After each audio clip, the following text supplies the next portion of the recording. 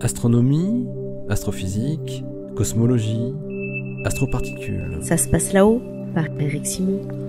Quand deux amas de galaxies contenant chacun quelques centaines ou milliers de galaxies se rencontrent, il se passe des choses. Mais juste avant qu'ils ne se touchent, il se passe aussi des choses étonnantes. C'est ce que vient de montrer une étude qui indique l'existence d'une gigantesque connexion de champs magnétiques entre deux amas de galaxies en voie de fusionner.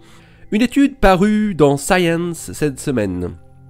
Entre les amas de galaxies se trouvent généralement ce qu'on nomme des filaments cosmiques, des structures fines de galaxies, de gaz et de matière noire qui forment les parois internes de l'éponge cosmique et aux intersections desquelles s'agglomèrent les amas ou les superamas de galaxies.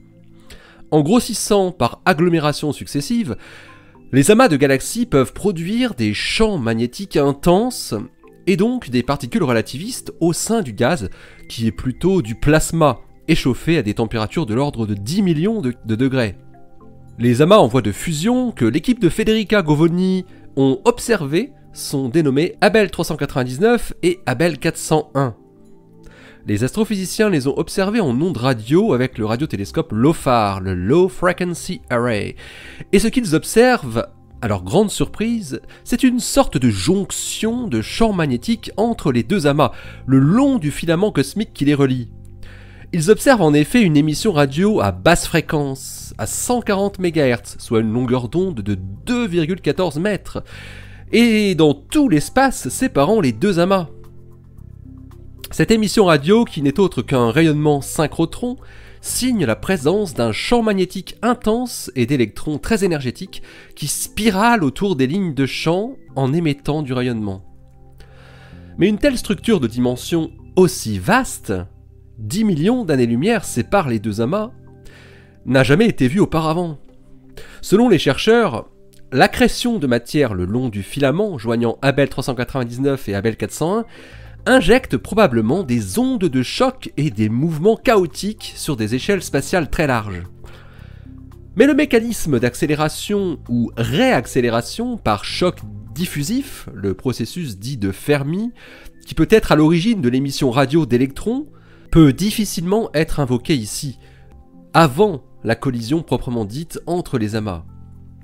Federica Govoni et ses collègues ont tout de même exploré cette piste en faisant des simulations magnéto-hydrodynamiques.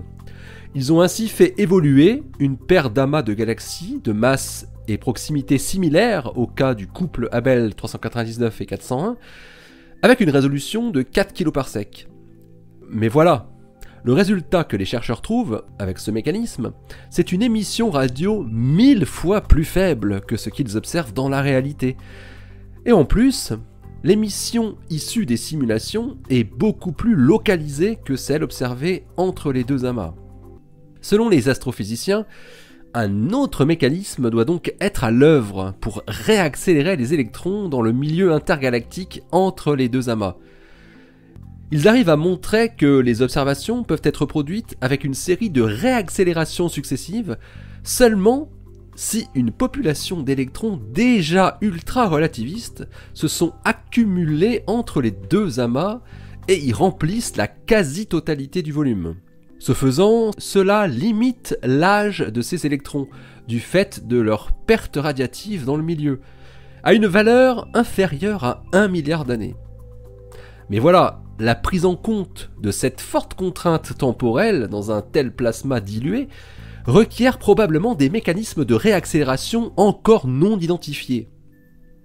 De plus, quand on regarde de près, l'émission diffuse non thermique observée dans le système Abell 399 et 401 s'étend bien plus loin que les limites des deux halos radio et couvre une région périphérique qui est en cours d'évolution. Federica Govoni et ses collaborateurs interprètent cette observation comme une preuve évidente de la connexion magnétique entre les deux amas de galaxies et de l'existence de mécanismes de réaccélération des électrons encore inconnus, mais qui seraient distribués spatialement tout le long de ce pont de plasma magnétisé. L'article de Federica Govoni et ses collaborateurs est paru dans Science cette semaine, le numéro 364, donc vendredi dernier, et il porte le titre A Radio Ridge Connecting Two Galaxy Clusters in a Filament of the Cosmic Web. Allez, d'ici la prochaine, portez-vous bien, restez bien les yeux vers le ciel et les pieds sur terre. Salut!